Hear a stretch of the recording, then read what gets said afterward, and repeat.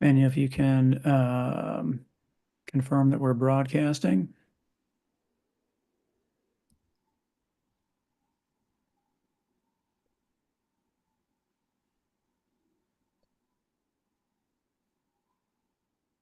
Looks like we're good. All right, everybody. You're still in our Have fun. progress, right? Yeah. Do great. We're going to start this thing and kick it off. See everybody on the other side. Let's go.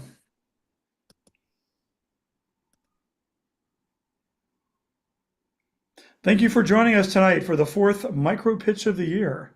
I have to start by thanking our host location, Newport News. We'd also like to thank the cities of Hampton, Williamsburg, and Poquoson, as well as James City County and York County. Tim, what's up tonight? Yes, Gary.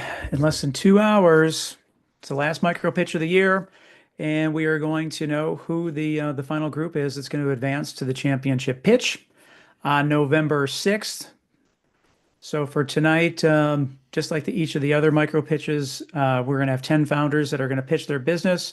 The top three are going to advance, and then that will then fill out the championship pitch event on November. So this is the final stop of the year.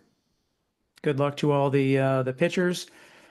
But before we get started, Gary, what are the rules that we are abiding by tonight? We have a couple of requests. First, please refrain from using the group chat feature to make comments to everyone, especially while someone is pitching. We don't want to distract the pitcher. If you want to use the chat feature to connect with a specific person, please go direct with that person that you want to connect with, but after they pitch might be best, so they're not thinking about that. And then just a quick thanks in advance for honoring those requests. So we're eager to get started. We have 10 pitchers tonight. Each pitcher will have 3 minutes to pitch their business, and that'll be followed by 2 minutes of Q&A with the judges. The way the Q&A works is that all three judges will ask their questions one after the other, and then the pitcher will have 2 minutes to answer the questions that are asked. So those of you who are pitching, be sure you have a way to take notes at the end of your pitch so that you can capture the judges' questions. And then please don't start to answer any of the questions until all the judges have provided their questions. And it'll be very simple. I will say something like, okay, the judges are ready and the floor is yours. And then I'll say, Tim, we'll let you know when your 2 minutes is up. Tim, speaking of the judges, who are they tonight? Yep, we spend a lot of time on judges, everybody. Everybody, the winners, the people advance, they love the judges. Those who did not get through, when the critique forms and surveys come in, it's because the judges don't know what they're talking about. Whatever, fill in the blank. I will say we spent a lot of time making sure that we get the right judges, knowing what the questions to ask. They have experience. So to get all the pitches started, prepped and ready to go, we'll give each judge a minute to introduce themselves, tell us where they came from. And Taylor, we'll start with you, please, if you want to introduce yourself. Absolutely. Well, hello everyone. My name's Taylor. I'm the managing director at Foxley Partners. We're an early stage venture and advisory firm. We invest in companies from pre-seed to Series A. Our average check size is around 100K, but we can go north depending on the company. But yeah, super excited for all the pitches today. Awesome. Thanks so much, Taylor. Appreciate you taking the time for this. Michelle King, please Hi, introduce yourself. everybody. Good evening. My name is Michelle King. I have been a professor at William and Mary for 25 years, a mentor at the Entrepreneurship Hub there as well. And I have been in your shoes. I have pitched before in the Star Peninsula, and I will be heading to Hampton, Sydney as the director of the Entrepreneurship Center there in January. So I look forward to all the hard work you've been putting together for your presentations this evening. Awesome. Thank you, Michelle. And Dan Gerard. Yeah, I'm Dan Gerard. I work for the City Hampton Department of Economic Development. I've been involved with Star Peninsula since the very beginning. I was a judge, one of the very first judges. I also am a past member of the Virginia Business Incubation Association and served as that president for that organization as well. And I've been in economic development for 35 years. Perfect. Thank you so much, Dan. As always, it's been a pleasure working with you for since the very beginning. So the way the program is going to work tonight is the first five pitchers will pitch. We'll take a short break. Then the final pitchers will go. Then the judges, they will disappear. They'll go into their deliberation room. They'll figure out who the top three are going to be. Then they'll come back. We'll make the announcement, grab a screenshot, and then everybody will go on their way. But this is just one of the very first stops of your journey. After tonight, you will continue to make your way, and hopefully we'll see you at the November 6th event. But let's get started, Gary. Let's make it happen. Before we do that, reminder to the pitchers, when it's time for you to go, unmute yourself. Gary will tell you when to go share your screen. Once you're done, stop sharing your screen. The judges are going to ask all their questions. Once all the judges have asked their questions, then you will have 2 minutes on the clock to answer them all at once. Then once you're done, mute yourself and sit back, relax, and enjoy the rest of the show. Now we can get started, Gary. Who do we have up first? So first up is Angel Adele from FE Collective. Angel, are you ready? I am ready. You can go ahead and share your screen, and once you start talking, then Tim will give you your 3 minutes. Absolutely. And I'll give you a more robust introduction. You ready? I'm ready. All right, everybody, please welcome Angel Adele from the FE Collective. Hello and welcome to FE Collective. Now, let me tell you about Brianna. She is up at 7 a.m. this morning and she has a board meeting at 9 a.m. But she absolutely has no idea what she's going to wear and she's standing in her closet. Now, let's multiply this scenario by 25 million executive and entrepreneurs. We're all trying to we're all trying to solve the same challenge. Studies show that executives spend about 15 to 30 minutes trying to decide what they're going to wear. And 88% of the professionals are very, believe that their appearance is significantly more impacts their career. Excuse me. Now, what's the solution to this? Our solution is Chic Suite. FE Collective has designed an app called Chic Suite that personalizes your wardrobe and gives you outfit suggestions from our local boutique partners. We also are able to give a 1-hour local delivery from those partners. So we're able to give you instant gratification as well as serving you on your needs. And you can see a little demonstration of the app here. Now let's meet the team. I'm Angel, and I am the founder of FE Collective. I have over 20 years industrial experience in retail, as well as 5 years as a wardrobe stylist. And we also have Michael, who is in marketing, and he has 13 plus years as a full stack developer. Our competition shows that we are against personal stylists as well as stylist box such as Stitch Fix, and there's also another model that is out there in the form of an app. And we also have Source Amazon Personal Styling. All of these collectives still do not answer the question for executive professionals with a curated wardrobe solution. Our traction now is 2 premium styling clients, and then we also are growing our membership subscribers with our MVP on our website currently. So connect with us, scan the QR code, check out our membership, and join our beta team as we grow our website, our app, excuse me.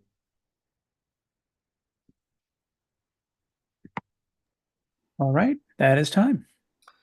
Okay, thank you. If you want to unshare your screen, have something to catch some questions from the judges. And we're going to start with Taylor. Sure. Thanks for pitching. Super unique idea and market.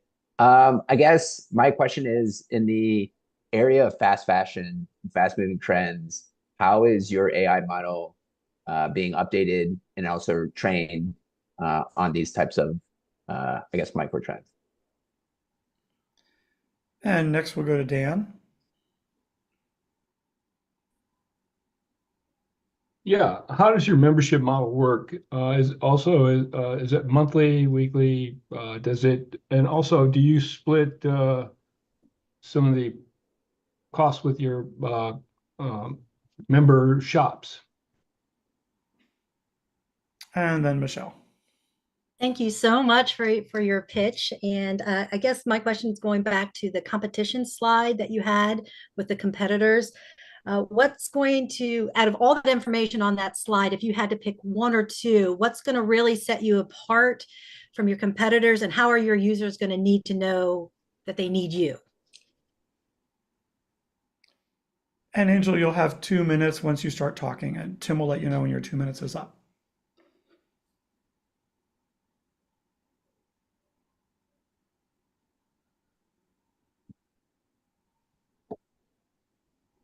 Thank you for your questions. So to address the fast fashion, we don't train for fast fashion. We're actually always have a sustainable model that is working with local retailers who source from brands that are smaller in nature. We want these brands often go through a process with larger retailers such as Nordstrom's. And so this is another outlet as a multi-brand outlet for them. We do pair with these local boutique retailers, and we do have a split commission. Our model right now for commission split is about 10 to 20% with local boutique retailers. And we do have a monthly membership model. So we have a basic membership model that is $49, and then we have a premium membership model that is $129. We use our AI models to create an analysis that based on style, color analysis, body type analysis, and styled archetype. And we use these inputs to be able to curate for them outfit suggestions that we train the AI model to do, and to be able to source outfits that fit each of the user inputs. And we're set apart from the competitors. Mainly Style DNA, I would say, is our biggest competition, as they are an app that is trying to do the same thing that we're doing in regards to using inputs from the client. However, we are different because as we're training this model, we're sourcing from local boutiques to answer an instant gratification. We're not just giving an AI suggestion. We're actually bringing the items to you in real time. We're looking to do this within an hour with our our delivery partners. Cool. That's time. Thank you. Okay, thank you. Judges, when you give me a thumbs up, then I'll know that we're good. And Walt, are you ready to go? Yes, sir. Okay, judges, thumbs up. I got one from Dan, Michelle, Taylor. Great. If you want to go ahead and share your screen. And when Okay. you're ready to go, Tim will give you 3 minutes. Please welcome Walt Smithers from Romulus Media. Great. I hope everybody's doing well today. My name is Walt Smithers. I'm going to talk to you a bit about the college marketing agency, Romulus Media. And we do one thing well, and that's connecting brands with colleges. Now, first, I would like to talk about the insight that really led to the birth of Romulus Media. And that is that college is the time when most individuals establish their first independent buying power. And this creates an optimal time for brands to come in to build some loyalty. And I built out this matrix comparing switching costs to customer lifetime value to kind of allow the value of college students to sink into you guys. And that's because college students really don't have loyalty to brands. The only sort of loyalty would be pre-existing from their family, but they're coming into a new environment. They're finally spending their own money for the first time. So of course their loyalties are going to change. And that's all great because there's no switching costs, which means you can acquire these customers at a discount. Now, the problem with that is that most college students and Gen Zs are tech savvy. This means that they're skeptical of blatant advertising, which significantly decreases the campaign results of typical paid media brands, or paid media campaigns, rather. Okay, so how do we reach college students then? We've discovered that we must engage with this demographic as a peer. It's natural human tendency to trust those who are in the same situation as you. So if we want to convince college students of anything, we should be using other college students to do the convincing for us. Now, we execute this through a nationwide student organization that can be found at over 100 universities across the United States. Who is in our student network? We have gathered marketing students, content creators, student organization leaders, and experienced brand ambassadors. One thing that all 4 of these categories have in common is they have a lot of influence over their fellow classmates. So we've put all 4 of these categories together to showcase your brand on their respective campus. This is done through 3 main services. That would be social media content, ambassador programs, and on-campus events. The one thing in common with all 3 of these services is that you can attach the recommendation or the messaging to a name and face that is recognizable as you as a student at that university. Now, here are a few of our brand partners that have become campus leaders through their work at Romulus Media. And through the revenue we've generated and work we've done with them, we've discovered that we are especially potent with those kind of companies that have a high CAC, or cost of acquiring a customer, while also having a high customer lifetime value. This allows us to step out of the high competition that's found in typical paid media channels and rather engage in the rather docile environment of a college campus where your brand can stick out with no competition. Thank you, guys. That's time. Okay, thank you. If you want to unshare your screen. Sure. And got something to write down some questions. And we're going to start this time with Dan. Well, there might be a theme going here because I'm trying to figure out your revenue model on this. How are you making money on it? And then Michelle. So taking the aspect of the brand ambassadors, the students that you'll be using on campus, how are you going to train them? What kind of policies and procedures are you going to have to set in place in order to abide by what they have to consider for the university's policies? And Taylor. I like this a lot. I'm working with multiple companies right now who are building co-pilots, AI co-pilots, and they're trying to start with the young workforce. And if you can get the young workforce when they go to or start with college students, and then they eventually get to the workforce, and they now only know like AI co-pilots. So I've explored this market a lot. I guess the question that I have is kind of maybe in summary of the both judges' questions, which is how do you measure and track and quantify the ROI for the clients you're supporting? Okay, and you'll have 2 minutes. Tim will tell you when you start talking, and he'll let you know when your 2 minutes is up. So for our revenue model, we follow that of just a standard marketing agency. So almost all of our revenue is generated through retainer contracts. They're typically at the size of 3 to 6 months, since we do college marketing. It is a bit seasonal, but it is that of just a standard marketing agency. So we don't do dynamic compensation. We're not compensated based on the return on advertising spend. It's flat rate and retainer all the way around. In terms of training and policies, we abide by the campus first. So anything that we're doing on a campus, we get approval from that campus first. They know exactly what we're doing. And if one campus doesn't allow us to do one thing, we follow their lead. We might be able to do it on other campuses. So we are very cognizant of that fact, as we need universities in our corner. Now, in terms of how we calculate how well we've performed, I would say around 90% of our revenue is generated through these ambassador programs. And that's as simple as just tracking the users acquired through a QR code or a how did you hear about us section on an onboarding form of one of our clients. And then we multiply by the customer lifetime value. That's how we figure out how much revenue we've generated our client. And we compare that to the cost of the total campaign to develop our return on advertising spend and overall performance. Sounds good. Thank you. Okay, thank you. Let's get a thumbs up from the judges. But Gina, are you ready?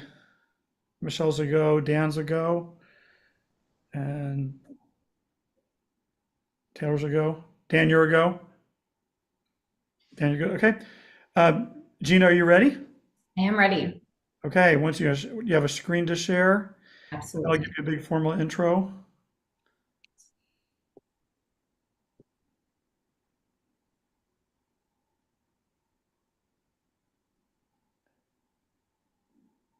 You ready? Yes, sir. Okay, everybody, please welcome Gina Feely from Reply AI. Hello. Reply AI is capturing the value of all customers through automated and intelligent optimization of the sales process. The cost of supporting small to mid-sized customers amounted to $84 billion in the semiconductor industry alone last year. Hi, I'm Gina, the founder and creator of Reply AI. And I've spent the last decade in the semiconductor industry dealing with the challenge of how to best support a large number of customers. So here's an example of a customer that's building a device. Maybe it's a TV or a computer. They have a lot of semiconductor components inside that device, and they will send out a request for a quote to multiple different distributors and manufacturers. Their response time is going to be based on their relative importance to that distributor. And so in some cases, it can take up to 2 weeks for them to receive their quote response back. Now, for the majority of these buyers, they're really busy. They're going to move on and they're going to make a purchase based on what quotes they have in hand. So if they don't have your quote, they can't buy your product. This is a really large challenge to find out a way to support a really large number of customers that have lower revenue per transaction. And so this is it's an expensive customer segment to support, but they're far too costly to ignore for most distributors and manufacturers, on average accounting for 35% of their overall revenue. This is where Reply AI comes in. We take this 2-week process down to 2 seconds by automating and adding intelligence to clients' existing systems. We convert sales faster with lower overhead. We have a configurable plugin interface that makes interactions fast and easy with low investment from our clients in terms of getting up and running quickly.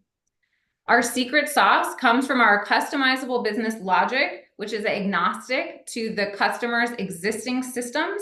It's customizable to any industry, and keeping a human in the loop allows their really large customer, tier 1 customer support, your sales, your really high ROI sales activity to continue to be handled by your talented sales team. AI-based SaaS is genuinely shaping the future. $171 billion for sales-focused AI-based SaaS is the TAM. SAM is for the United States, which is operations and sales focused, is $70 billion, and $950 million for the semiconductor and manufacturing segment within that. In our first year in operation, we had $200,000 in revenue, and with 10% of the semiconductor market, that will generate $6 million in ARR. And as we expand into other industries by 2027, we expect to grow this number to 18 million ARR.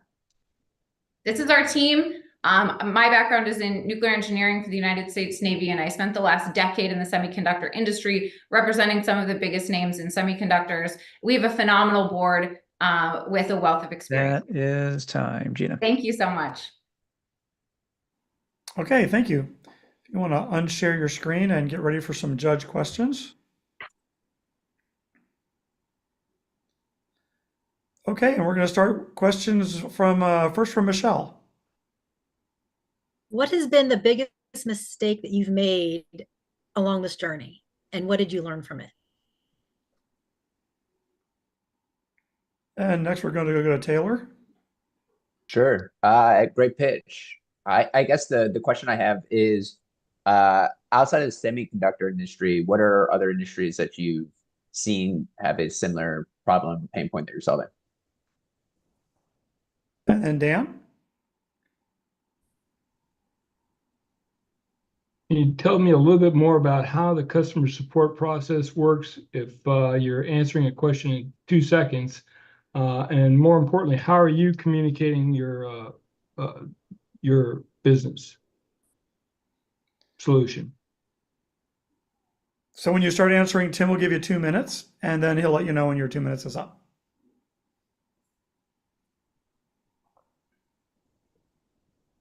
All right. Thank you so much for your questions.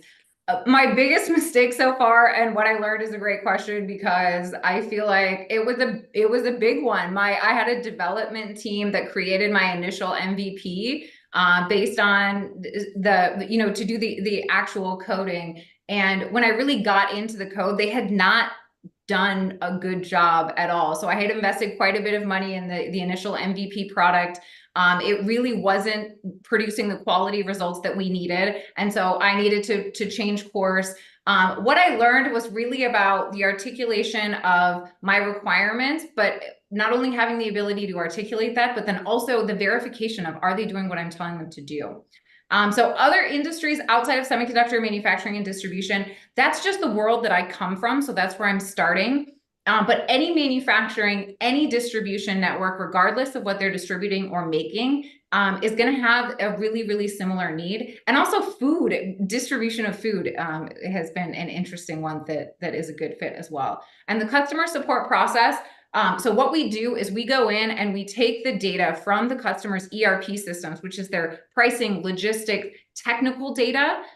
We use natural language processing to interpret that data and to write the email. So it sounds very conversational and also very helpful. It can answer questions, but it's taking the company's data, it's accessing it in a very secure way. If I had 2 minutes, I would love to go into more of the details there. But it's, and then we use the business logic, the customizable business logic, to make sure that we're adhering to the customer's protocols, to their requirements. And then the communication question, I think what you're asking is, how do I communicate with our end customers? So these are companies that I've worked with for the last decade, our initial batch of customers over the last 12 months. And in our pipeline is almost exclusively companies that I've worked with. That's a really large number there. So I plan to work through that over the next 12 months and then expand from there. That's time. Okay, thank you. We'll get a thumbs up from the judges when they're ready. And next is going to be Jacayla. Are you ready? Don't share your screen yet. I didn't share it yet. Yes, I'm ready. Get a thumbs up, and they got a thumbs up from Taylor, from Michelle.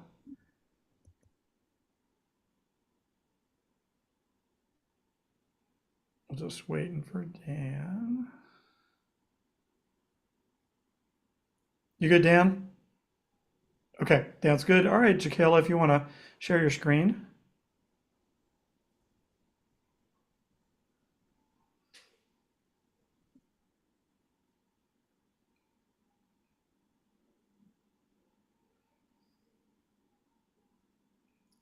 Okay, everybody, please welcome Jacayla Hunter from the Pause Spot.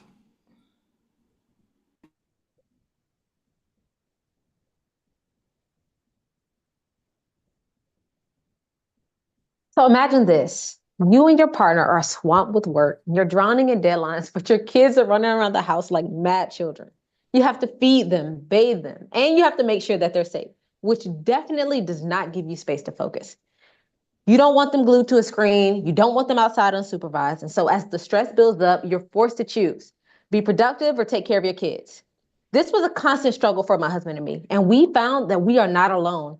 According to recent studies, over 70% of working caregivers in the US reported having a hard time balancing work and family responsibilities. There's just no place where parents can truly work and relax or focus on the work without disruption or guilt. And most places for kids are extremely loud and they require adult supervision. So parents are constantly torn between their professional obligations and their child's needs. So that's why we created the Paris area for unwinding, safety, and entertainment, or the Pause Spot for short.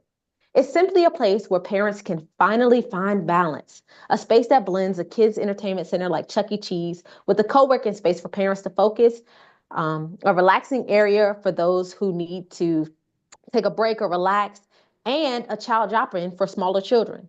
It also has a food court with home-cooked meals, which allows families to enjoy quality dinners without the hassle of cooking. Hello, everyone. My name is Jacayla Hunter, and I am a mental wellness and trauma coach, licensed educator, 3-time founder, wife, and mother of 5. Along with my husband, 3-time founder and serial entrepreneur Thomas Hunter, we are the founders of the Pause Spot. It's a solution born strictly out of our experiences as busy parents that were faced with the challenge of juggling our family along with our businesses. The Pause Spot taps into 4 profitable sectors, and our unique hybrid model approach to family balance is designed to target busy parents and caregivers that want a safe space for their kids while they work or recharge. And with over 50,000 caregivers in the Hampton Roads area with school-aged children, there is great room for growth. We are a one-of-a-kind business, though. Although businesses like Apex or Chick-fil-A offer food and fun for their kids, none combine co-working spaces, relaxation areas, and supervision for their children, all in one space. Our revenue model is simple. We have a pay-as-you-go model or a tiered membership. We offer passes starting at hourly up to annually, and customers pick based on their needs. We want to franchise by partnering with businesses in the areas that provide the services that we need. And so we need your help. We need a perfect score from the judges, investors, and families that are yearning to create a balanced family dynamic. The pause spot gives parents exactly what they've been looking for, a peace of mind, no more having to choose. Working families can have it all. So go ahead and get balanced and press pause at the pause spot. That's time. Okay, thanks. You want to unshare your screen? Get ready for some judge questions. Got something to capture those. And we're going to start this time with Taylor. Yeah, absolutely. So I like the idea, and my assumption is that this is a concept. Do you have any either paying customers or anything that indicates that this is an actual pain point and need that individuals would have? And then a little bit follow up, what's the capital expenditure required in order to build out the first location? And Dan? Yeah, what are your expansion plans? How do you want to grow this business? And then Michelle. Thank you so much for your pitch. So have you piloted this yet? And if so, how did it go? Where did you try it? And if not, where would you, if you could pick a place, and what would that look like? And you'll have 2 minutes when you start answering, and Tim will let you know when your 2 minutes is up. Okay, so to answer Taylor's question, this is still a concept. We've mostly done surveys asking parents about the parents who are professionals in the workspace. Hey, are these some of your common pain points? Is this something that you're looking for, looking to be interested? So that's how we did our customer discovery. As you see, this model requires us to have a brick and mortar. And so, Michelle, I'm going to go to your question. We have not piloted this yet. We won't have a problem with getting the commercial space. My husband has a business where he'll have access to commercial real estate individuals. And so we plan on just getting the space and building it up from there. And so our concept to expand this is really easy to franchise, because we're going to partner with restaurants in the area that are maybe going to be bottom up, or food trucks that are looking for a space, and already licensed childcare providers. So it's easy for us to replicate it in other areas. And so that's how we're going to go ahead and take this thing and scale it. So we are going to franchise. That's how we're going to expand as well. And so when we franchise in different areas, we're going to find those already licensed childcare providers and those restaurants that want to partner with us. And so we have everything all in one place. Thank you. Okay, thank you. We'll wait for the judges. Joseph, are you ready? Coming up. Okay, Yes, I am. Don't share your screen yet, but once I get a thumbs up from the judges, I'll ask you to do that, and then we'll have a big introduction for you. Dan's good. Taylor's good. Michelle's good. Okay, you can go ahead and share your screen.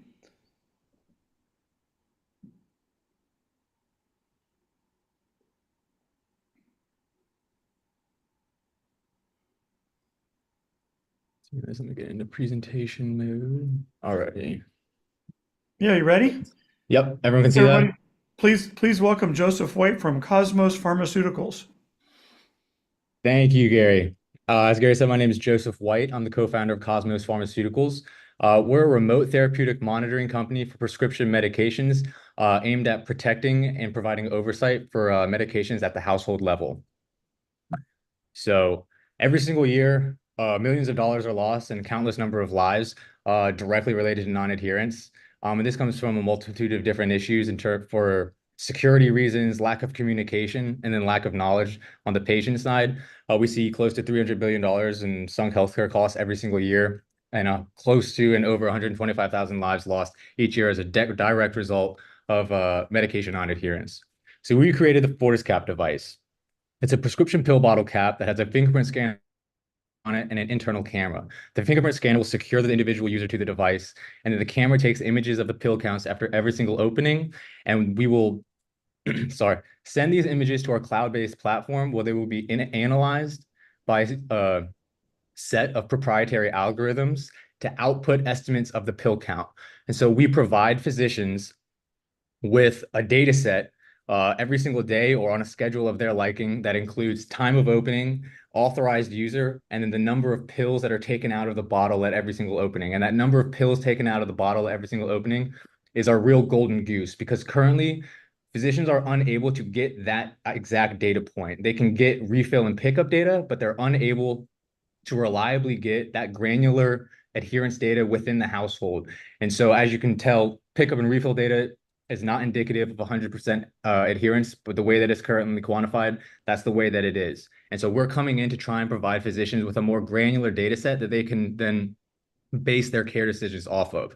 So how we make money is we will enter into essentially a licensing agreement with healthcare providers. What that looks like is there are these reimbursement codes that they bill for, they bill their insurance companies for procedures.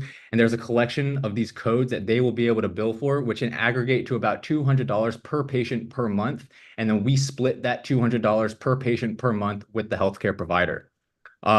We currently have trials set up in Delaware, Maryland, and we're looking to get them set up in Tennessee and San Francisco as well. They're with the Veterans Affairs in Delaware and Tidal Health in Maryland. To date, we've raised $465,000, both between convertible debt and then also a $100,000 non-dilutive grant. And we're looking to hopefully get into large-scale healthcare providers in 2025. The big, I guess you could say, value proposition for our company compared to the rest of the companies in the competitive marketplace is we don't rely on patient inputted data to measure adherence. All of the data that we collect it without having to ask the patients whether or not they took it. It's all passive. So it's all unadulterated. It's all strictly objective data that we're providing to physicians. Thank you. Okay, thanks. If you want to unshare your screen. Yes. And be ready for some questions from the judges. Sure. And this time we're going to start with Dan. Okay. Yeah. Can you tell me what the cost of this product is? Who applies the cap? And is it reusable?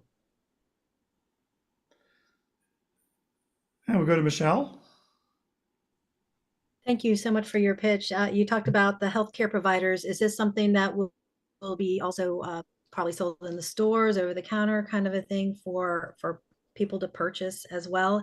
And the other question to that, well, we'll just go with that one. Yeah. Okay. And Taylor. Yeah, thank you for the pitch. I guess my question is more around data security. Where does this sit in the med device area, and what regulatory approvals do you need in order to get this in the hands of all patients? Yeah, Okay. thank you for this. Let me just Once you start answering, you have 2 minutes, and then Tim will tell you when your 2 minutes is up. All righty. So what is the cost and is it reusable? Currently, the cost to produce one unit is high. It's about $80. At scale, we've already reached out to our suppliers. At scale, if we can get up to like 1,000, 5,000 units, that cost is going to drop down significantly. And we expect it to be right around $40 to $50, roughly. It is reusable. It currently has about an 18 to 24 month lifespan. And the battery life lasts with on a single charge will last close to 180 days. And that's 4 openings a day. And who applies it? In the long run, we do plan for the pharmacist to apply it. We have to get into retail pharmacy for that. In the meantime, we have a mail order, and it's also possible to onboard the patient at the doctor's office, not the pharmacist. That way we can just mail the device to them and they can easily apply it. But in the long run, we would like to get into retail pharmacy, and that's the plan. With respect to your question, Michelle, with the B2B, B2C, we're currently B2B directly to these healthcare providers. However, we do have plans to make go B2C and create kind of, if you want to think of it, a dumbed down product that doesn't require as much technological input, but is still able to provide security or the oversight aspect of it.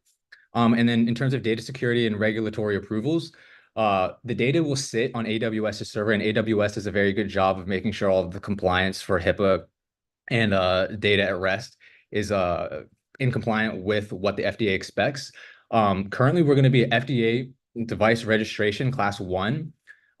In the long run, we plan to go for class 2. Class 2 will allow us to provide a clinical care team and provide clinical care insights directly to patients. We're unable to do that on class 1, but we do plan to go class 2. And part of the reason why we need these trials is we need that clinical data to support that class 2 application.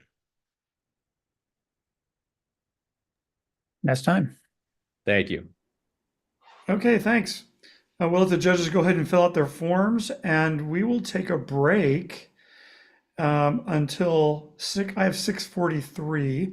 So we'll take a quick break until 6:50.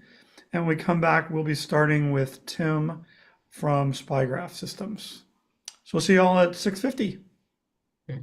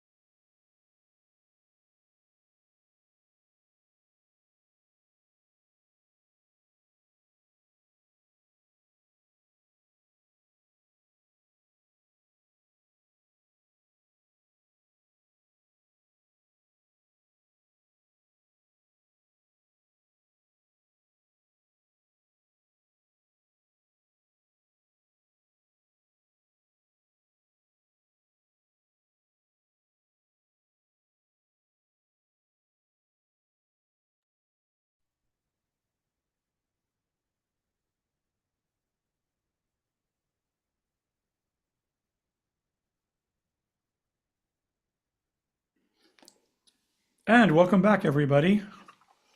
We're ready to pick it back up again with our next pitcher. Make sure we have judges. We have Michelle, Dan, and Taylor. Taylor's good. Yep. And Tim, are you ready? I'm ready. Let's do it. Yeah, if you want to go ahead and share your screen. We have two Tims. Yeah, but this Tim's ready. Tim, the speaker. Okay.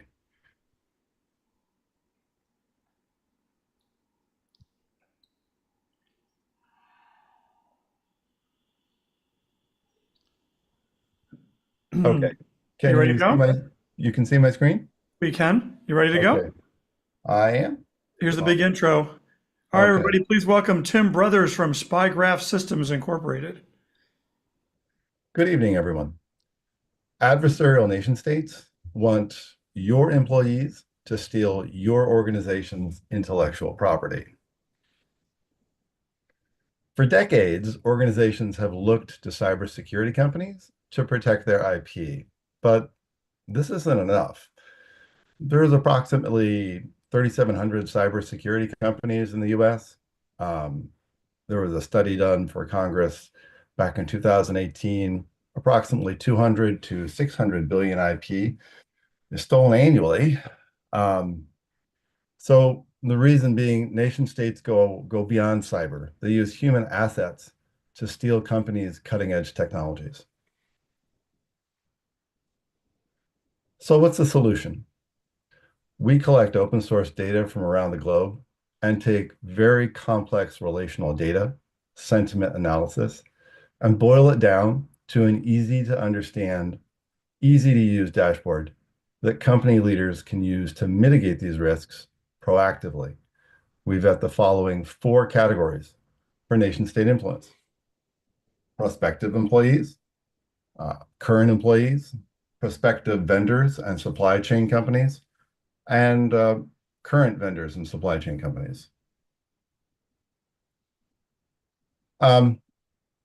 So there's a powerful combination here between the AI-driven analytics that we have at the back end and the deep experience we bring in open source intelligence. So our back end is powered by an intelligence agency grade tool that has already been tested. Our team of linguists have up to 20 years experience in exactly this type of research. As an aside, I'll mention I'm not discussing anything that's classified here. This is already out in the wild. But both of these together provide a solution that not only protects the company's IP, but also protects the company's employees and workplace culture of collaboration and innovation, because we have the experience to be able to evaluate some of these very subtle data differences well. So my name is Tim Brothers. I have 18 years experience working with Chinese and multilingual data collection, supporting a discrete government client. I have 11 years experience in multilingual data ops. So who's the customer for this? It could be CEO, CTO, CISO, legal counsel, some kind of leader in the company. And the goal that they want to achieve is a dual goal. They want to protect the company's IP. But when they do that, these kinds of decisions, can impact employees. And we also want to make sure they get Sorry, Tim. And that's time. Very good. Please unshare your screen. Get ready to have some questions from the judges. Sure. We're gonna start this time as soon as Tim's ready. All right, where did my screen go here? Just a moment. Sorry about that. Yep, and All we're right. gonna start with Michelle. Thank you so much, Tim, for your pitch. How do you get meetings with the customers? You mentioned the CEOs and so forth. How are you getting in contact with them to find out specifically what their needs are? And then Taylor. Sure. Can you talk a little bit more about your solution? Is it currently being used by a customer base? If so, can you talk a little bit more about your revenue metrics? And Dan. Well, that was my question, but can you really describe how many customers you currently have and what outcomes have you had as well? Okay, so you'll have 2 minutes to answer those, and Tim will let you know when the other Tim will let you know when your 2 minutes is up. Okay, all right. So let me just jump right in. So how do you get meetings? So, well, I'll start first talking about how many customers do I have. We do not have, we're pre-revenue right now. We do not have customers. So this is still to be determined. The solution currently being used, so it's not being used. We're in the process of getting all the pieces to work together. So we're getting close, but we're not quite there yet to answer the question of is it being used and how do you get meetings? This is probably going to be the most challenging part of this. Not once we get customers, I'm confident we'll be able to get follow-on referrals, but getting the initial, look, right now I'm working on customer discovery to fine tune exactly what the customer wants. And that's probably the most difficult part of this whole process, I think. So right now I'm working to reach out to CTOs, CISOs, and those types of people, but it's been a challenge.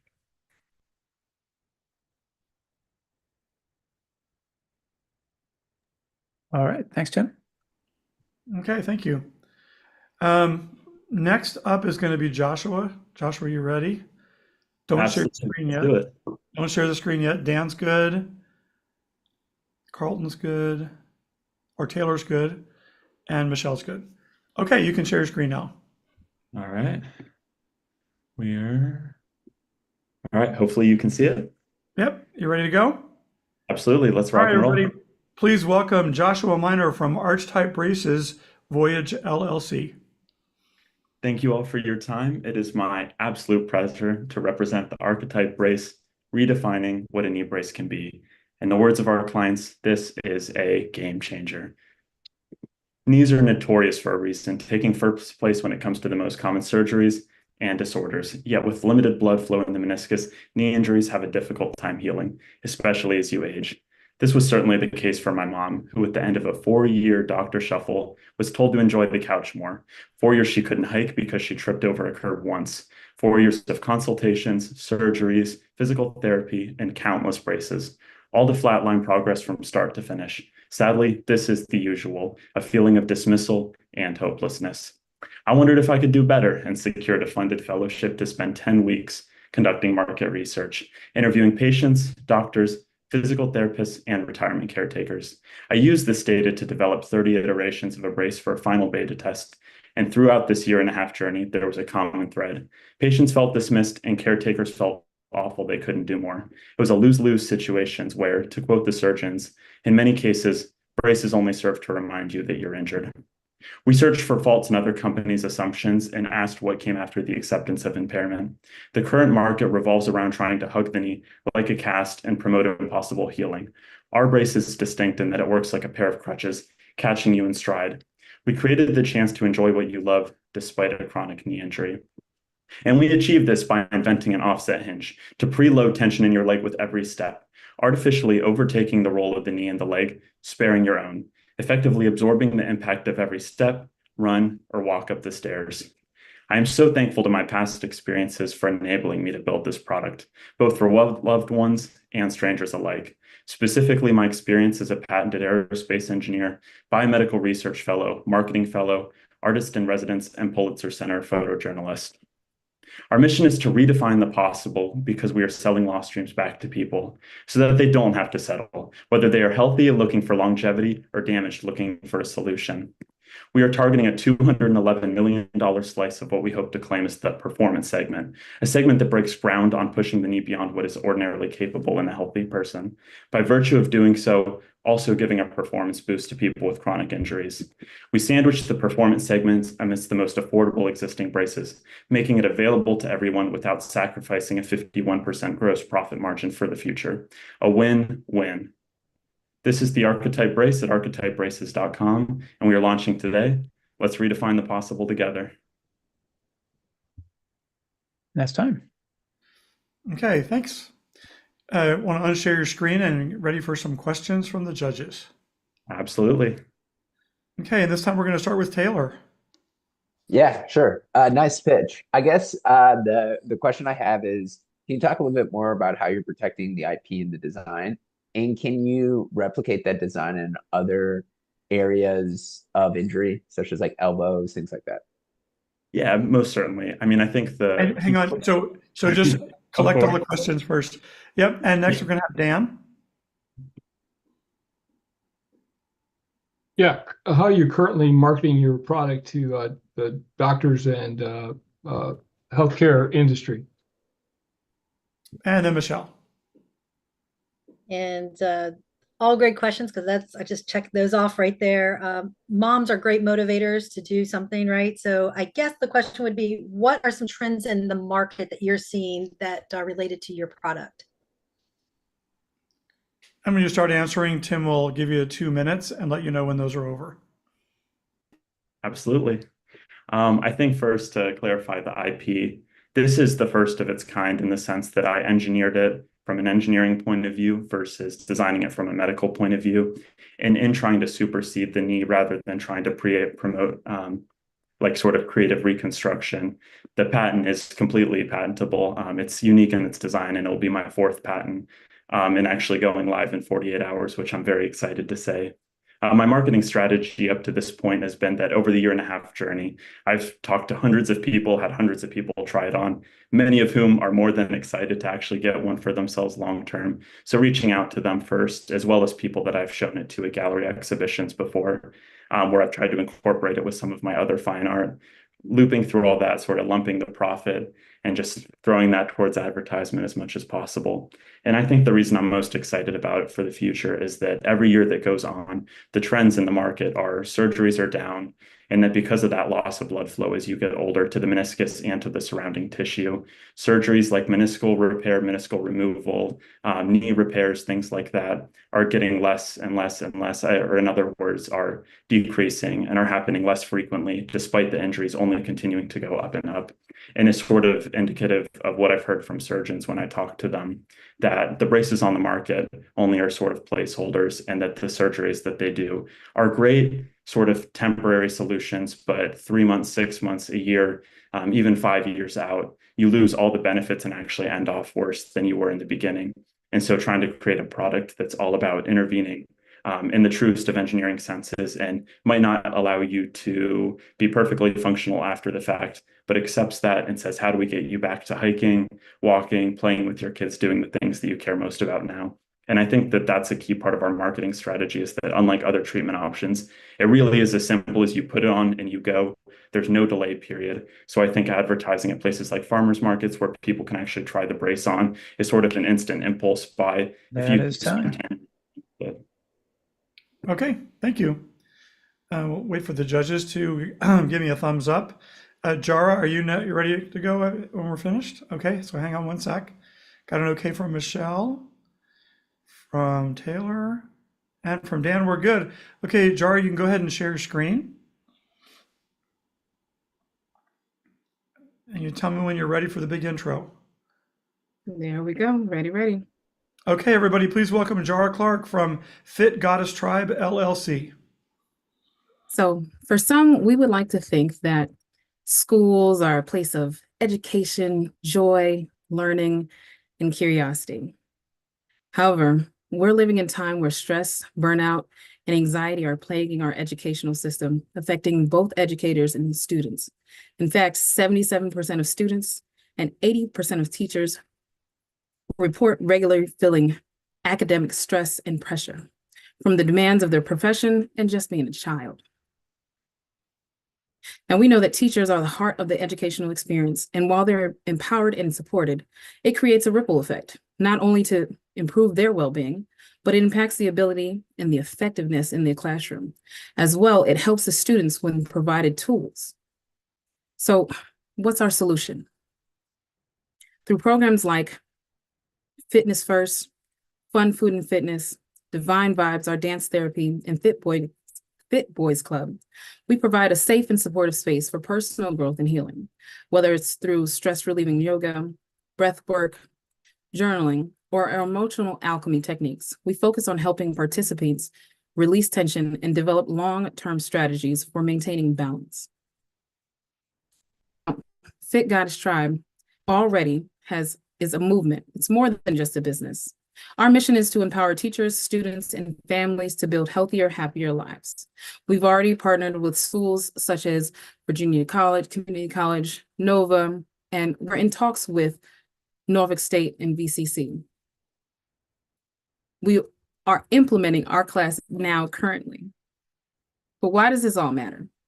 Well, I'm the founder, Jara Clark, and I'm a mother of two. I myself had gone through my own personal stressors, from traumatic childhood to just living on your own as an adult. And now I even gotten into the schools as a substitute teacher and a tutor for literacy, using this background as my research to implement my programs to see what really is going on. Not to mention, I graduated from Norfolk State with my degree in psychology, which really funds the mission for mental health and wellness. And our team. So far, we have 3 dedicated coworkers, all certified in their different myriads of holistic health and wellness, whether it be yoga, color therapy, body movement, dance. We know that all of these things hold a special meaning and create new ways of being in our bodies. So how can you help? We're looking to partner to help scale our business to reach more schools, to be able to put our classes and programs in there either in person or virtually, as we do for some of our clients. There we go. Thank you. And that's time. Okay, thanks. If you want to unshare your screen and get ready to take some questions from the judges. Absolutely. We're going to start this time with Dan. Yeah, again, thank you very much for your presentation. Can you tell me a little bit more about how your model works? Is it a menu of services that's selected by the individual, or do you help them through that process? And basically, what's your revenue model? And next, Michelle.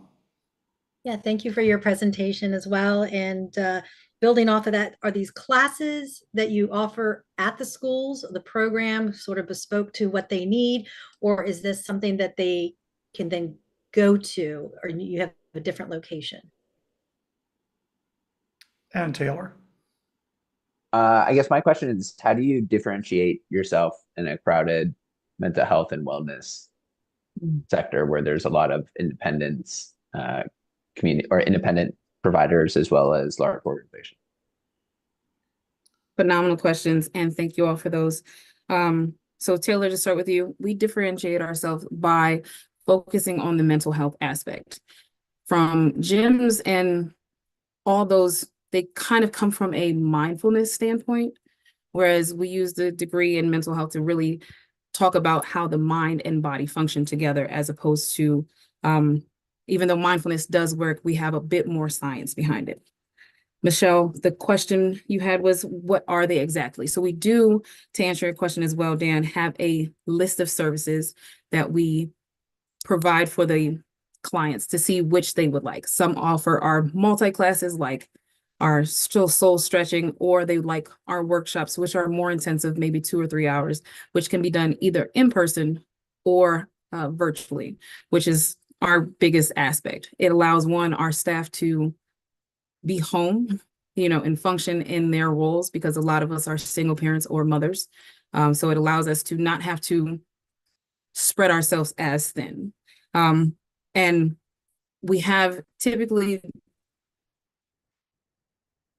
1,500 to 2,000 for our price list, essentially for individual classes or packages for the schools. It really allows them to pick and choose what they're looking for. Our newest one is our combination with HR Cap, where they've selected 6 of our services that will spread out through the next quarter for them.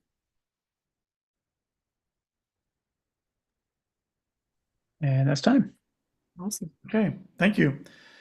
We'll wait for the judges to give me a thumbs up. And Tori, are you next? You're ready to go? So hang on until I get a thumbs up from all the judges. Michelle's a yes, Dan's a yes, and Taylor's a yes. You can go ahead and share your screen.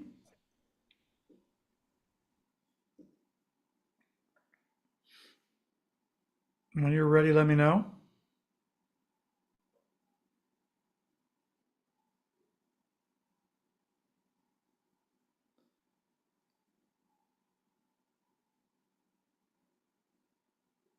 You ready to go?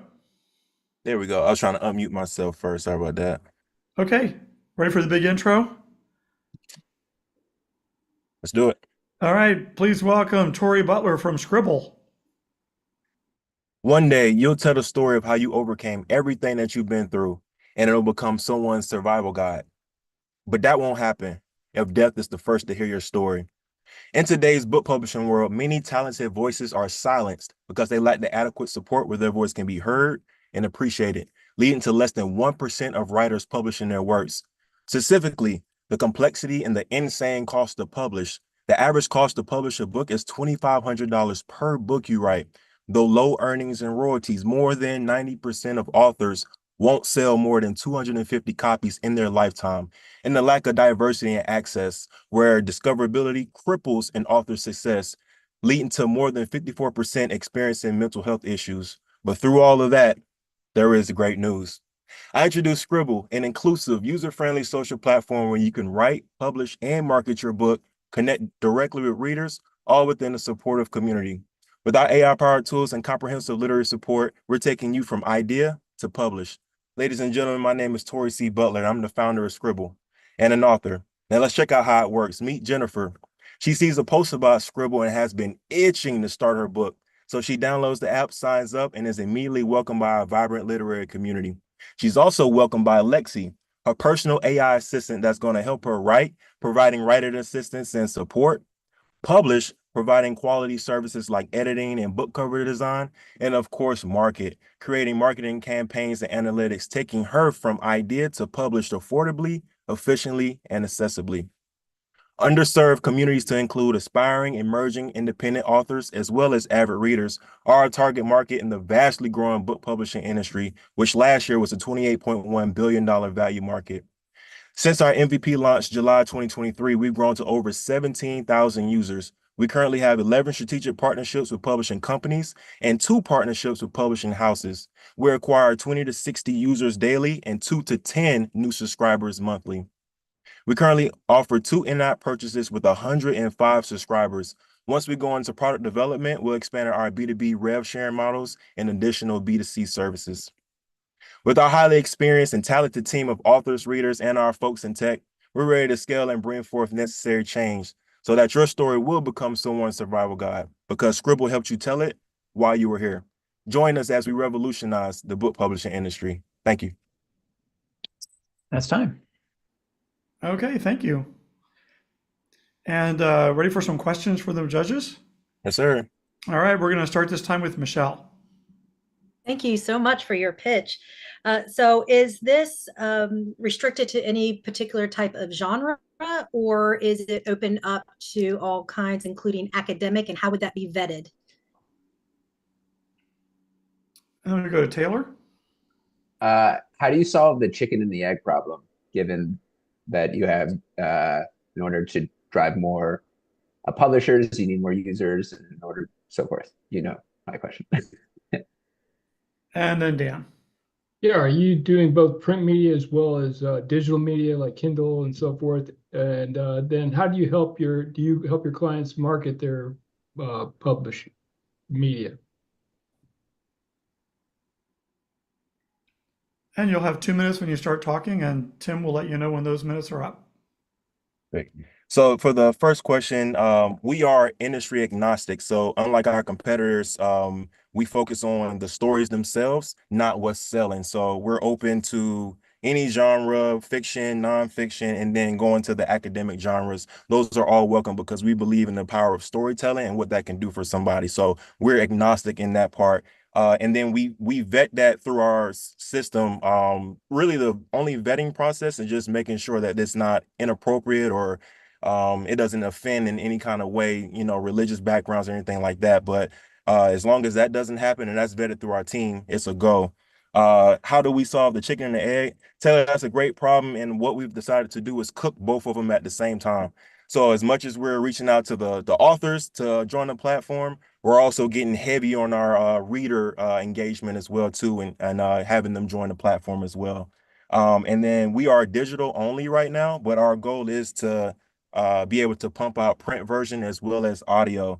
And then we do help authors market as well too. So that's the holistic approach of Scribble, being able to help you write, publish, and market. But once you get on Scribble, you're also welcome by our literary community of other fellow authors and also readers. So essentially, you'll have the opportunity to talk directly to your audience through Scribble. That's time. Okay, thank you. Wait for the thumbs up from the judges. Meanwhile, Christina, are you ready to go? Don't share your screen yet. Got a thumbs up from Taylor, Michelle, and Dan's good. So you can go ahead and share your screen, Christina. Sounds good. You tell me you're ready. We'll have the big intro. Just a second. Okay. All right. I am ready. Okay, our final pitcher for the evening. Please welcome Christina Kimbrough from Free Life LLC. Hi, y'all. My name is Christina Kimbrough, and I am the co-founder of Free Life LLC. So we are a Hampton Roads first non-alcoholic mobile bar and alcohol-free community. We've hosted and participated in over 100 local events. In January 2024, we launched our non-alcoholic bar and have done $10,000 in sales of non-alcoholic drinks already. So the non-alcoholic market is already so new. There are very limited options for consumers or businesses to purchase drinks. I'm actually currently living and experiencing the problem. When I have events, I get people constantly asking me, where can I buy this? Where can I buy this? And the problem is they're not in mainstream stores or they're online. So there's not one central location for non-alcoholic drinks. And this is my co-founder, RJ. We're both in recovery from an addiction to alcohol. And we've seen a surge in people wanting to socialize and go out and have an elevated experience without alcohol. So we are a dual company. We are a community and also a non-alcoholic bar and hopefully online shop. So the problem, it's a fragmented non-alcoholic drink market. The beverage industry is booming with a 34% increase in sales from 21 to 2023, but accessibility remains a challenge. Consumers are forced to shop across multiple platforms, grocery stores, specialized shops to find a variety of non-alcoholic options. And the other side of this, and the part we'd like to get into, is restaurants and larger venues face even bigger difficulties sourcing these beverages due to a lack of a centralized wholesale platform. Limited online resources exist that offer a diverse curated selection of non-alcoholic drinks. Our solution, Free Life's online bottle shop. This would be a one-stop shop that consolidates the best non-alcoholic beverages in one place, offering a seamless shopping experience. We would do two types of sales, direct to consumer and wholesale options, whether you're a customer looking for unique drinks or a business sourcing for venues. Free Life would provide it all. It would be a curated selection to guarantee quality and variety, saving customers time and frustration. We'd love to do a subscription model and bulk order discounts to encourage repeat business and build community engagement around alcohol-free living. This would emphasize how our shop solves the problem of a fragmented market. So quickly, the market, we've worked with over 30 brands, non-alcoholic brands, but there are currently 2,000 NA brands and more being introduced weekly. So the total addressable market right now is 1.3 trillion in 2023. The serviceable market is 40 billion by 2025. Millennials and Gen Z, these are our target audience. They're a growing opportunity. They're drinking less. 25% of Gen Z say they don't drink at all, and 30% of millennials have reduced their alcohol intake. And millennials make up 72 million people in the US and over 1.4 trillion in purchasing power. Gen Z consists of 68 million individuals and controls 360 billion in spending power. So help us build deep connection with community without alcohol. Christina. Okay, thank you. If you want to go ahead and unshare your screen and get ready to take some questions from the judges. Are you ready for that? All right, we're going to start this time with Taylor. Sure. Can you talk a little bit more about your market and who your direct competitors are today? And then we'll go to Dan. Are you thinking about, are you only going to do an online store, or are you also going to act like a middleman and help get these products distributed in the stores? And then Michelle. Thank you so much for your pitch, and congratulations on your 4.5 years of sobriety and turning this into this passion of yours. So, of all the events that you've done, how many have been initiated by you, and then how many initiated by the customer? And do you find that how it's set up, having an alcohol bar part or a non-alcoholic section, how does that appeal to the customers? And you'll have 2 minutes to answer your questions from the judges. And then Tim will let you know when the 2 minutes is up. Great. Can I start? Okay, great. So yes, our direct competitors are absence of proof. They're really the only main online source doing this. They're located in New York though, and the problem is the shipping fees are just like killing people. The other part of this is there's so many, as I mentioned, there's about 2,000 non-alcoholic brands. So there's not really good opportunity for these smaller drink companies to even get a fair share or shot at having, their drink given to other places. And then, yes, we'd love to be the middleman to answer your question, to provide two stores. I do have a passion for the non-alcoholic drink industry, so we'd love to help them get to the stores. And then the last part is my non-alcoholic bar is booked through December. And initially I reached out to events, but we did Pride Fest this year, and that really drove home for us, like, this is a thing. Yeah. I mean, I host my own events, and then we're booked through December. I have contractors, staff that we have. So we do private events. We're by a bar sometimes, or often people want a non-alcoholic bar. So thank you. Perfect. Thank you. Okay. So we are at the end of our pitch competition, at least as far as the pitching goes. And now we're going to are we taking a break now, Tim? No, we'll just we'll let the judges go off and deliberate, and then we can answer any questions. We can chit chat a little bit and talk negatively about the judges while they do their Laugh at thing, them. and then they'll be back and we'll find out who won, who advanced. You're all winners. Yep. So judges, when you're ready to go to your, There should be a you're ready to be link banished in your to your direct room. message. Set. And Is that everybody? Go on, yeah. Yep. Can we ask a question? Yeah, I'm going to go ahead and hit record. And then we'll splice the two together. But yeah, whoever's got a question, feel free to fire away. Sure. Okay. Well, I was just wondering, do the judges, when they come back, do they generally give feedback? What was good, what was bad, or is it they just give the result? So thank you for that question. They will give some overall feedback.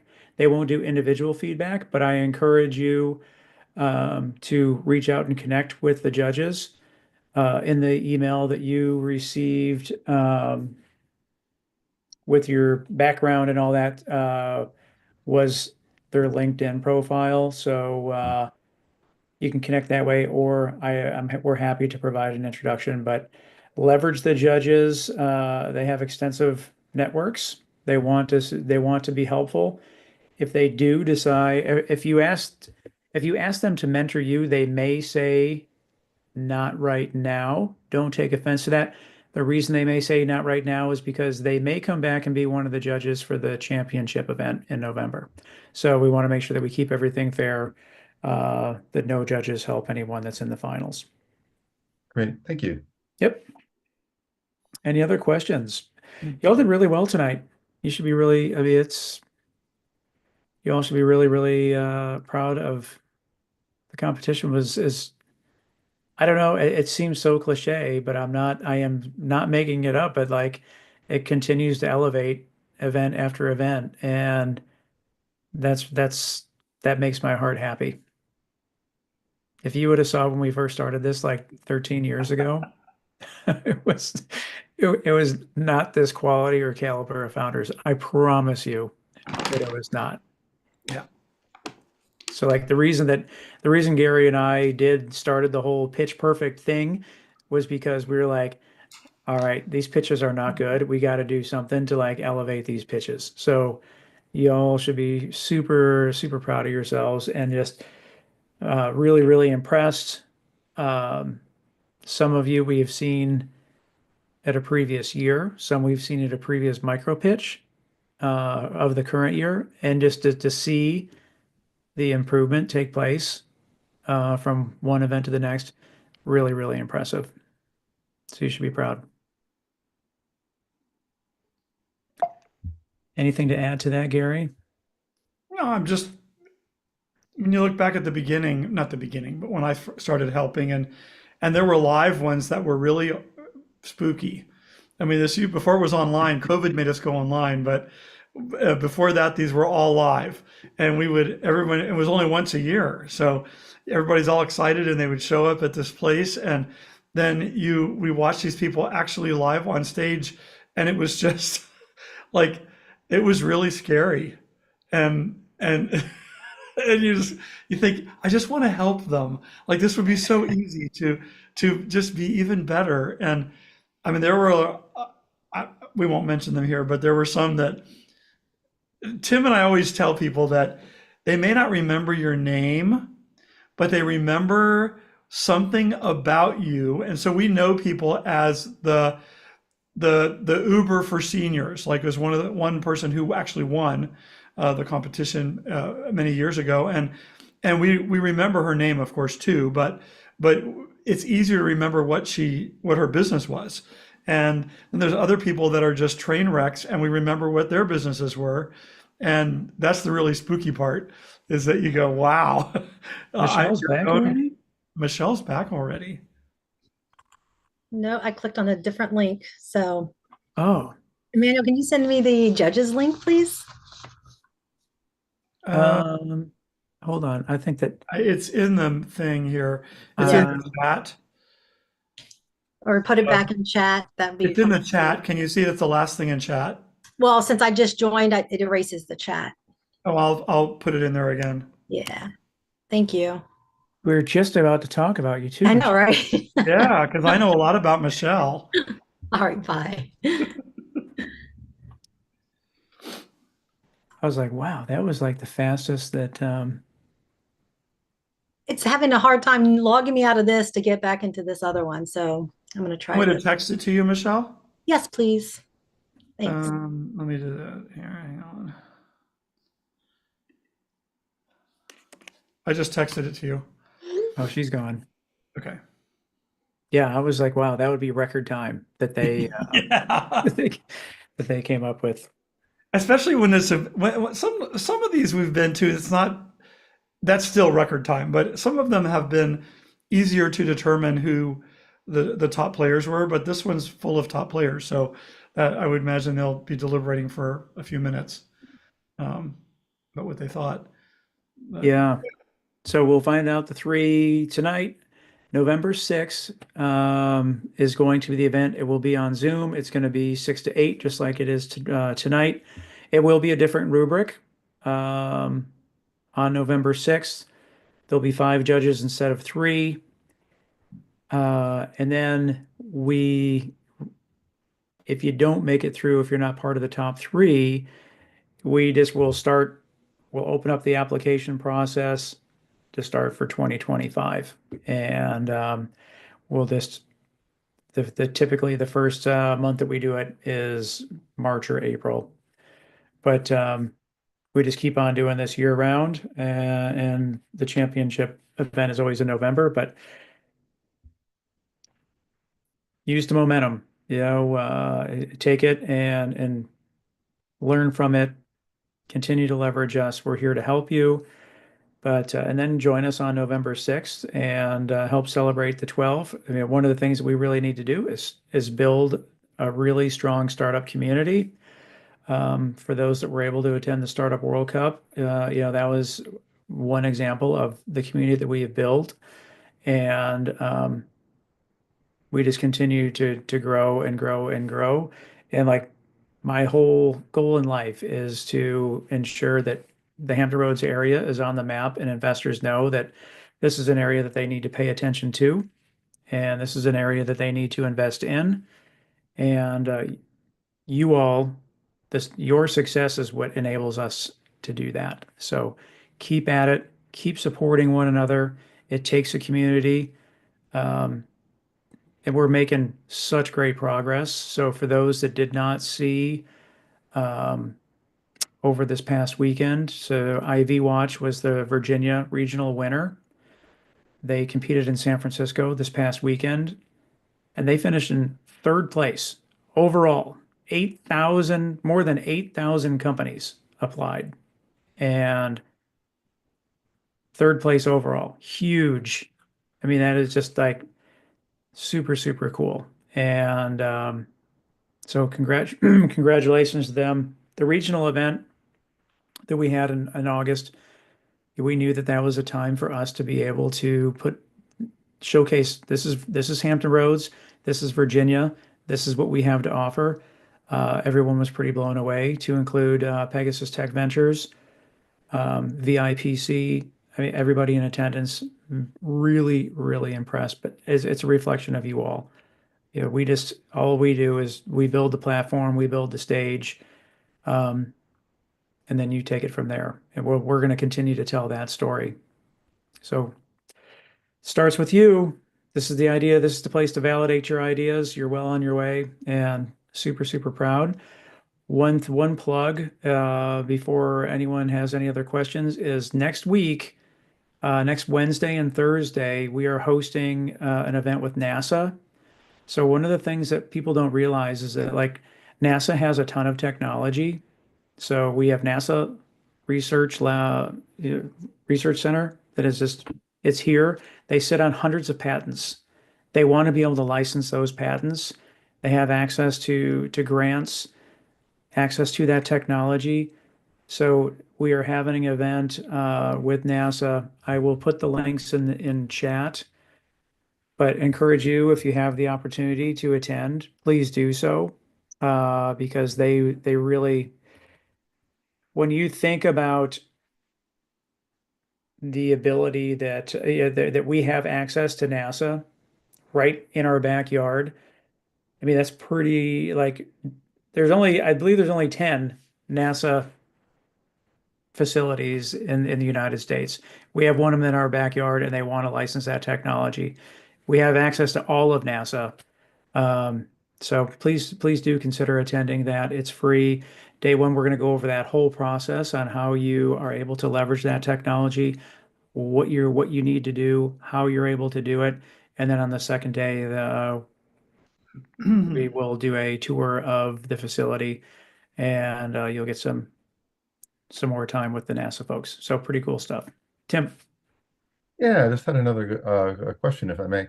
So this is this stuff that everybody presented was really great. So is the video that's being recorded, can we access that later? Like some of these slideshows that folks made mine look like a middle school project. So I'm pretty amazed. Yep. Yeah. So we will send the replay out to everybody. It will be on YouTube, and definitely, and leverage one another, learn from one another. That's all part of that community that we're talking about. So for sure. Like to me, the real magic happens when you all collaborate, partner, network, and learn from one another. That's the next level stuff. That's what we all really, really work for. I share this at the Pitch Perfect thing usually, but I started my business in 1998.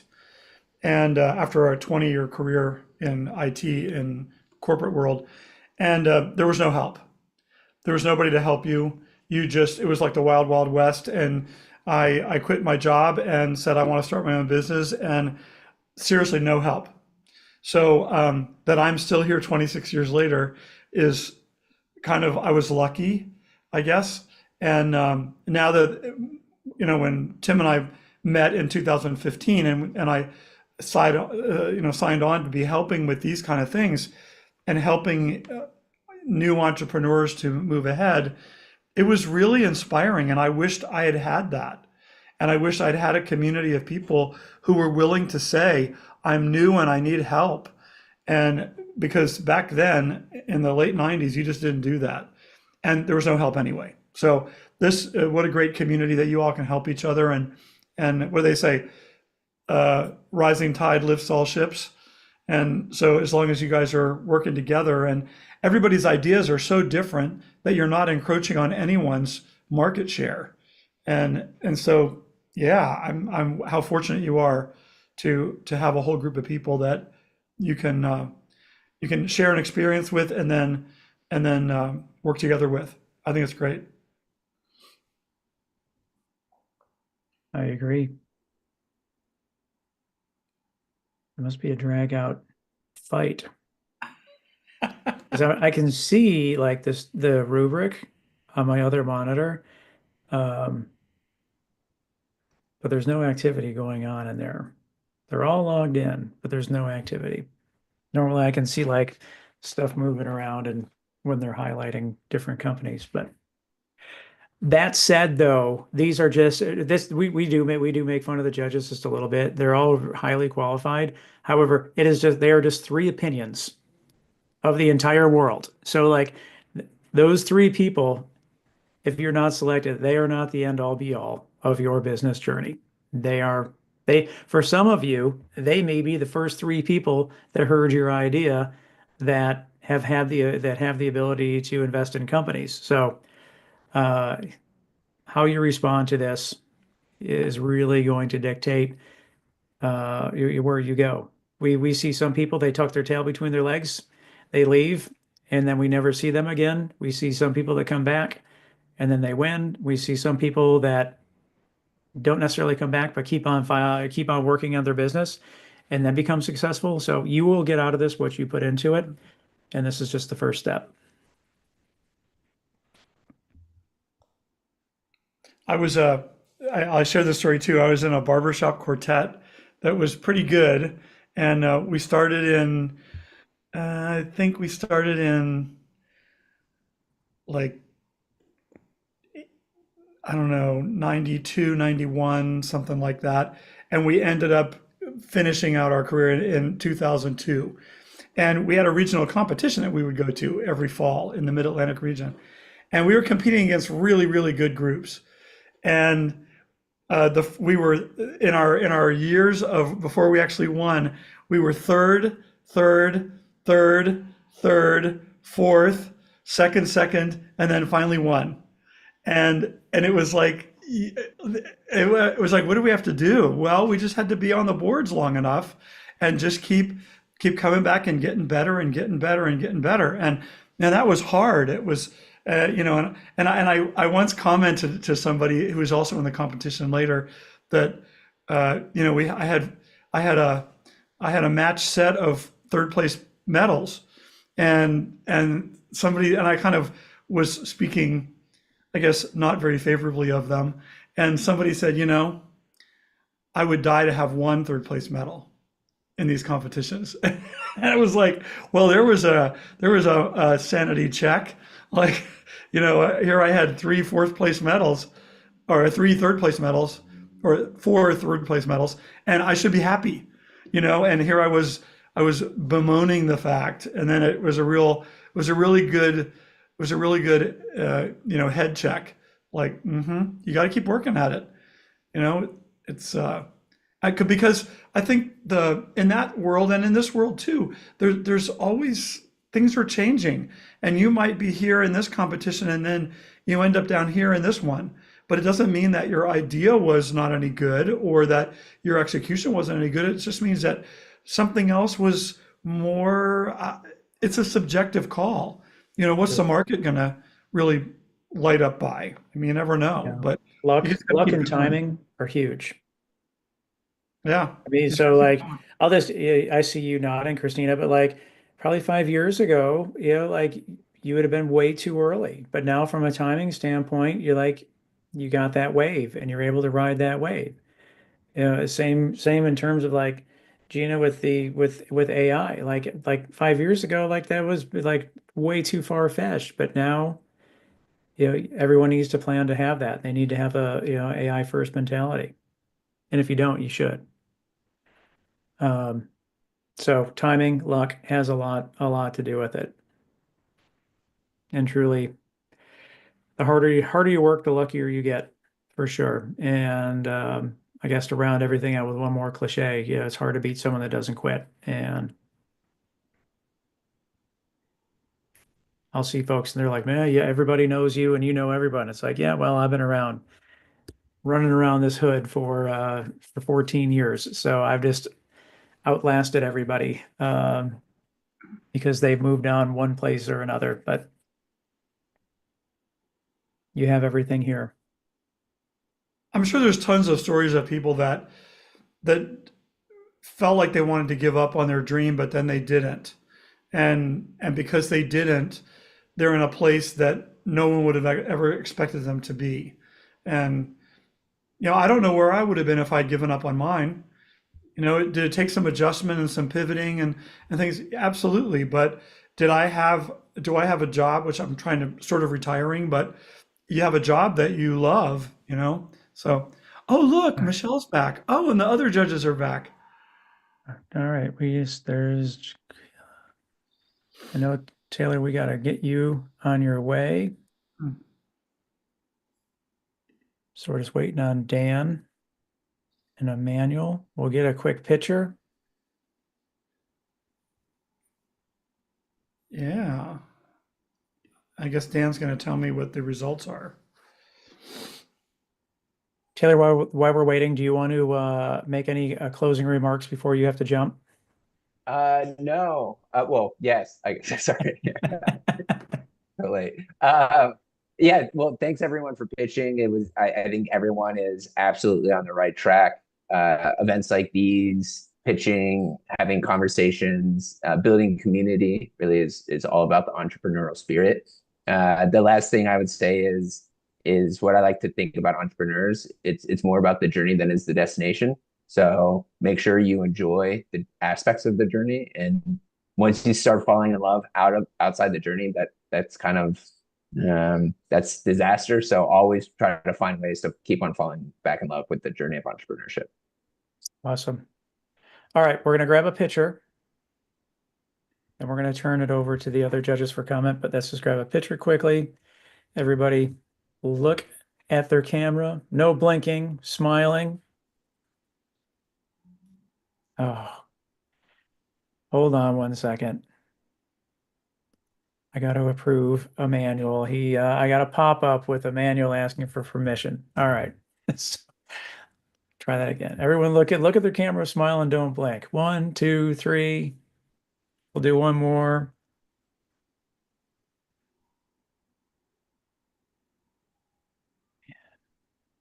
One, 2, 3. Awesome. Taylor, thank you. I know you got to bounce. I really, really appreciate it. Thank you so much. In that picture, was my hair okay? It looked great. I was going to tell you, Gary, you had such a good hair day today. It's perfect. Perfect. Any other, Michelle and Dan, did you have any any question or any statements in general without attribution to any competitor?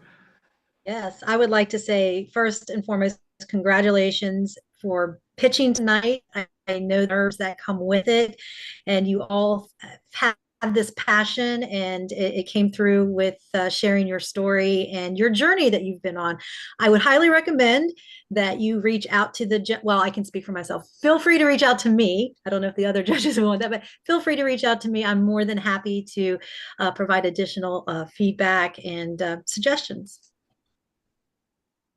Yeah, and I can tell you, I've really enjoyed being part of START from the beginning, and I've participated in all the events.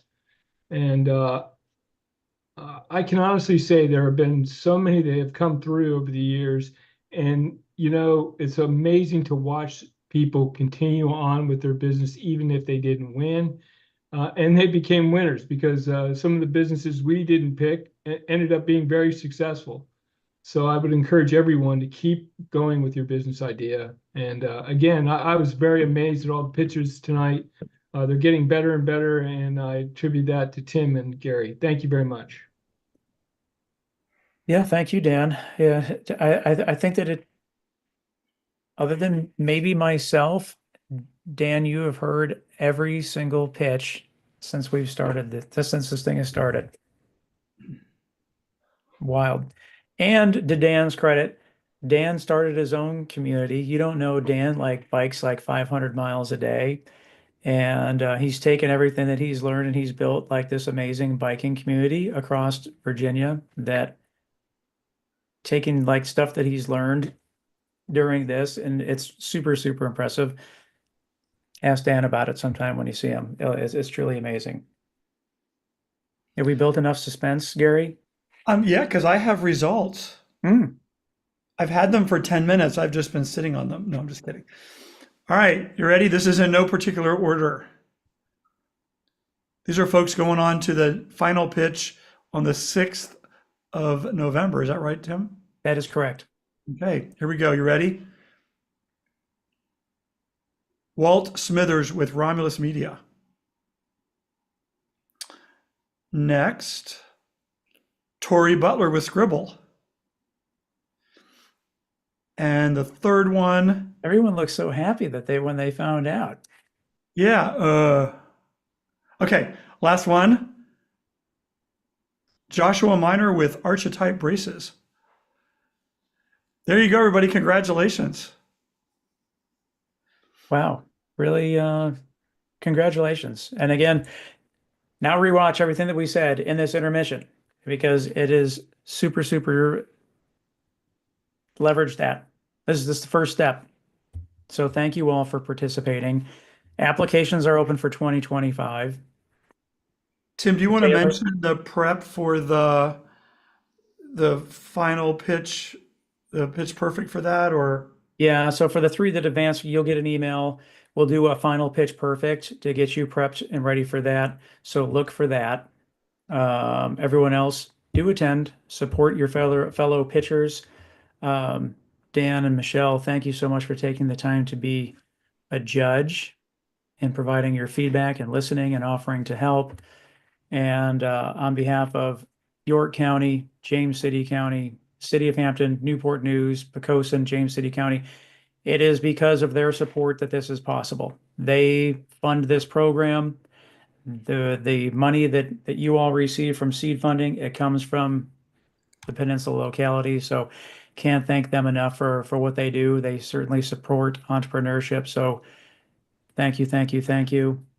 Gary, thank you so much. Emmanuel, thank you so much. It takes a lot of work to put these on, and it takes a team. So thank you, everyone, to help make this happen. Michelle, best of luck to you. But thanks, everybody. I hope you have a great night. If you have any questions, let Gary know and me know too. We're happy to provide Yes. feedback. And we're happy to always help. Let us know how we can be helpful. Good to see everybody. See ya. Yep. Thanks, everyone. Bye-bye.